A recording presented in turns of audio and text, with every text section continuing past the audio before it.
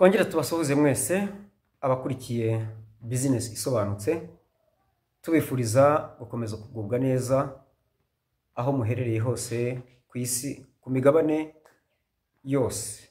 By'umwihariko ariko dusuhuza abo bene bacu bari i Bwota Masimbi ku migabane yo hakurya ya Afurika, ariko tutibagiwe n'abari mu Rwanda nako batari mu Rwanda, bari hanze y'u Rwanda ariko bari muri Afurika. Buri wese yumve ko tumusuhuje by'umwihariko. Uyu mwanya rero turakomeje n'ibiganiro kuri business isobanutse, tuganira kuri business ya Pi Network. Uyu munsi rero turaganira iki kuri Pi Network? Turaganira ku ngingo ebyiri. Ku kiganiro cyifujwe ni igitekerezo twagejejweho n'umukunzi wacu udukurikira, tunamushimire cyane, Bwana Mugabe uherereye mu ntara y'Iburasirazuba. Ni ikiganiro cyiza cyane twagiranye, numva ari ngombwa yuko koko twakiganira nk'uko yabinsabye. Mbiseguraho ariko yuko mutaraye mubonye ikiganiro kuko narindi mu rugendo, bituma ntabona uburyo bufututse bwo gukora ikiganiro, ariko uyu mwanya nkaba ngira ngo noneho tuganire. Bwana Mugabe rero Haridi yifuje yuko twaganira ku bintu bibiri. Icyambere ni ku bantu bafite impungenge kuri Pi, umunsi zizatanga amafaranga bavuga bati tuzaba dufite amafaranga menshi, bizaba ikibazo, leta izadukurikirana itubaze aho twakuye ayo mafaranga. Ati ibi bintu biteye impungenge, biteye inkeke, abantu benshi bakeneye gusobanukirwa umucyo wabyo. Icya kabiri turi bugarukeho ni ku bantu ba mininga cryptocurrencies zindi hirya no hino, ukabona na ibintu by'akajagari. Icyo cyo ntabwo yakinsabye, ariko nagikuye mu ngingo twaganiriye, numva nacyo ko twakiganiraho. Reka rero tudatinze tubanze tuganire ku kijyanye n'amafaranga Pi izatanga mu gihe izaba yaronshinze. Bizagenda biti? Leta izatubaza ayo mafaranga wayakuye he? Ndagira ngo nko mu Rwanda, usibye no mu Rwanda n'ahandi, ku gihugu kigendera ku mategeko, mbanze mabere mu mucyo uko amategeko abiteganya. Nuko umuntu wese ufite umutungo adashobora gusobanura inkomoko yawo, itegeko riteganya ko yabibazwa na Perezida wa Repubulika ubwe. Arabibazwa mbere yuko ajya mu nshingano runaka z'igihugu, agaragaza kandi agasobanura inkomoko y'umutungo we n'inkomoko yawo. Ni ibintu biteganywa n'itegeko. Nawe rero biroroshye kuzakubaza ngo yakomoye he, ariko reka twirebere cyane uko uzasobanura. Naho ibyo kuyakubaza byo ni ibiteganywa n'itegeko. Utarizi wenda tuzarishaka iryo tegeko turirebe, tuve icyo rivuga ku kubazwa inkomoko y'umutungo ufite. Ibyo ni ku neza n'ituze rya rubanda cyangwa se ry'igihugu. Mwumvise benshi bagiye babibaza, na cyane yuko byabaga bigaragara ko banawukoresha mu buryo budafututse. Ibyo rero si igitangaza, ni ibisanzwe biteganywa n'itegeko. Kukubaza wawukuye he umutungo, nawe ugomba kuba witeguye kuwusobanura. Nawe utashoboye kuwusobanura, ejo cyangwa ejo bundi ushobora kuzasanga hari benshi bakoresha umutungo ngo ari uwabo, ngo ibiki, ugasanga barawukoresha mu buryo budafututse bwo gutera inkunga imitwe y'iterabwoba. Nk'ibyo twumvise hambere haherutse abo baherutse gufata, harimo ntabwo nanjye kumuvuga izina, ntabwo ari ngombwa. Ni umuntu bivugwa ko yakuye amafaranga muri Bitcoin mu Rwanda. Mu Rwanda tuzi umuntu umwe, sinshaka kumuvuga izina, ariko ejo bundi yisanze ari umwe mu batera inkunga imitwe y'iterabwoba, akaba ari mu nzego z'umutekano arimo kubibazwa. Ibisigaye bizakurikiranwa n'amategeko. Hanyuma twigire ku kuntu uzabisobanura. Icyambere, umuntu wese uregistarinze muri Pi Network, icyambere akoresha imyirondoro yuzuye, akoresheje ibyangombwa byemewe na leta y'igihugu cye. Ni ibyangombwa bitatu cyangwa icya kane. ariko ni bitatu kuko n'icyo cya kane mvuga ni ikiba gisimbura cya kindi ariko mu buryo bwemewe n'amategeko ariko gifatwa nka cya kindi. Harimo irangamuntu, hakabamo pasipoti, ndetse hashobora no kubamo uruhushya rwo gutwara ibinyabiziga, kandi buri cyangombwa ugaragaza igihe kizarangirira. Akarusho rero ku ndangamuntu iyo dukoresheje bagaragaza ko it has no expire date, nta gihe irangirira igira. Hanyuma rero ibindi nka perimi na passport byo bigira igihe bizarangirira, ibyo nabyo ukora KYC ubyuzuzamo. Ibyo rero ubwabyo ni ibintu bihagije kwerekana yuko ufite icyangombwa cyemewe n'amategeko, ukaba wemerewe kuregistering. Icyo ni igihamya cya mbere. Igihamya cya kabiri, dukoresha phone number, dukoresha email, dukoresha social media, dukoresha nka Facebook. Ibyo byose ni ibyaregisterinze muri account, bishobora kwifashishwa kugaragaza yuko muri iyo systeme igihe uberetse uti dore nyinjiramo ntyabikora gutya na gutya, bakabona ko ari ibintu bifite amategeko abigenga agendeye ku mategeko y'ubucuruzi ya Leta Zunze Ubumwe za Amerika, kandi Leta Zunze Ubumwe za Amerika ikabigendera ku mategeko ashingiye ku itegeko nshinga, ku itegeko nshinga n'andi mategeko, ariko no ku masezerano n'amahame mpuzamahanga u Rwanda rwagiranye n'ibyo bihugu. Byongeye dufite ambasade ya Leta Zunze Ubumwe za Amerika, biroroshye kuyiyambaza, bikagaragara yuko ibintu turimo gukora bizwi na leta y'igihugu cyabo. Uwo muntu waregisterinze muri iyo business yiwabo kandi yemerewe kwambukiranya imipaka nk'uko amategeko yabo y'ubucuruzi ari, ntabwo warengana bahari ngo babure kukurenganura, kukuvuganira bavuga bati iyi business turayizi, iremewe, nta kibazo kirimo. Ndagira ngo rero mari impungenge abantu bafite amakuru y'ibihuha yuko ngo Leta y'u Rwanda ngizankurikira. Ntabwo Leta y'u Rwanda ikurikirana umuntu ukora ibintu binyuze mu mucyo.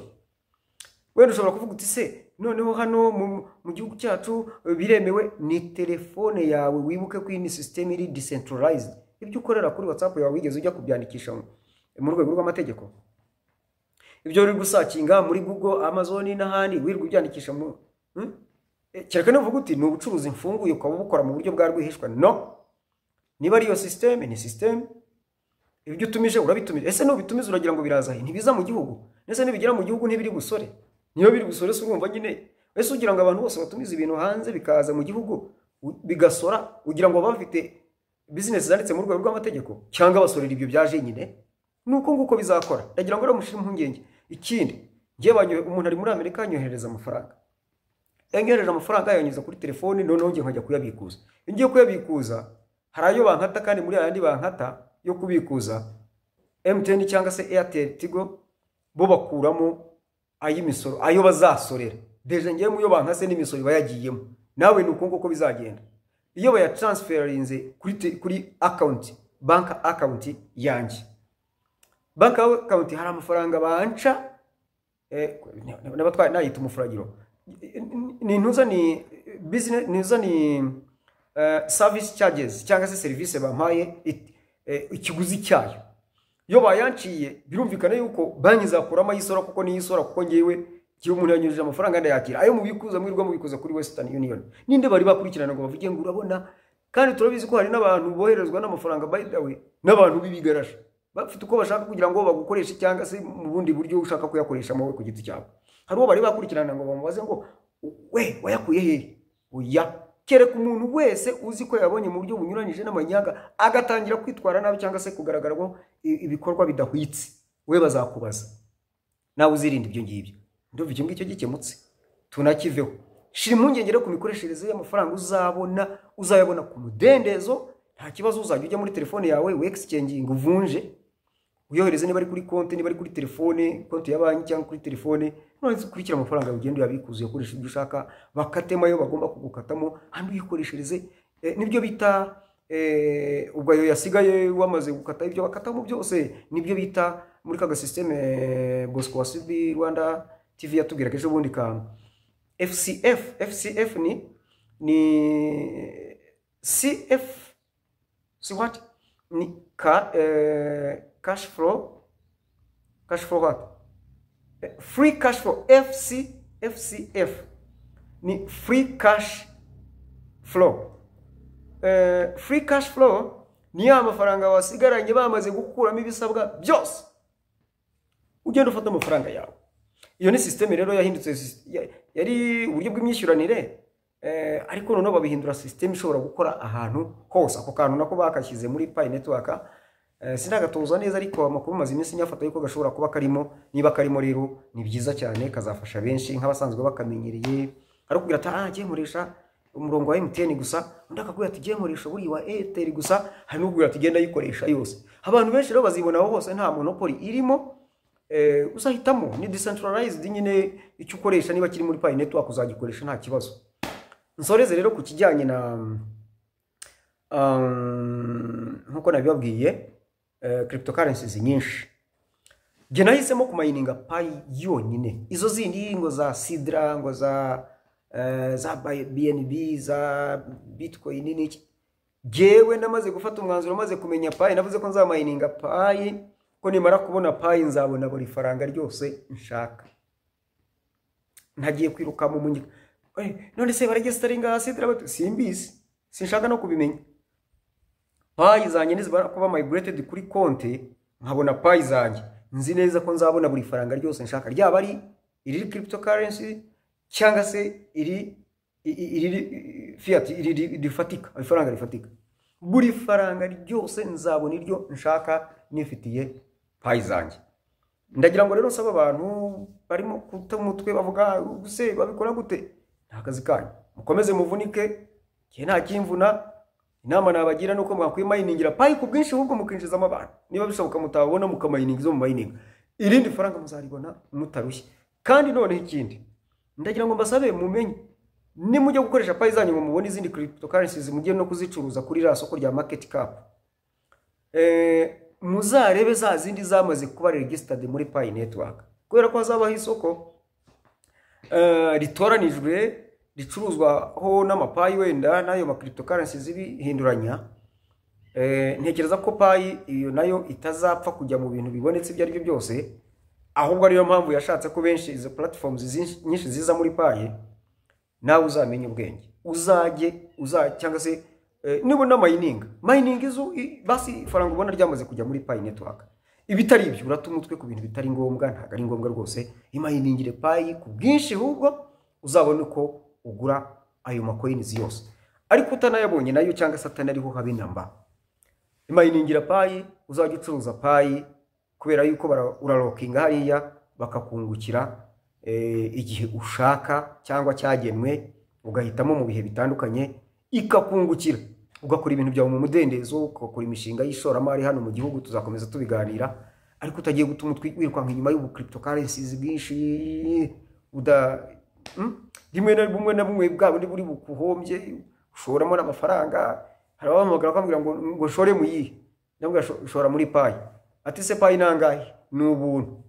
None se ubwo ngo kuki ushaka ibyo ushora mu bundi, kandi ibyo byo kumara umwanya muto bikanaguturitse ukajya. Ubushize ngiye mu mwaka ushize bandiye amadolari 476, batuvunjira ku 1300 n'ibihumbi 610.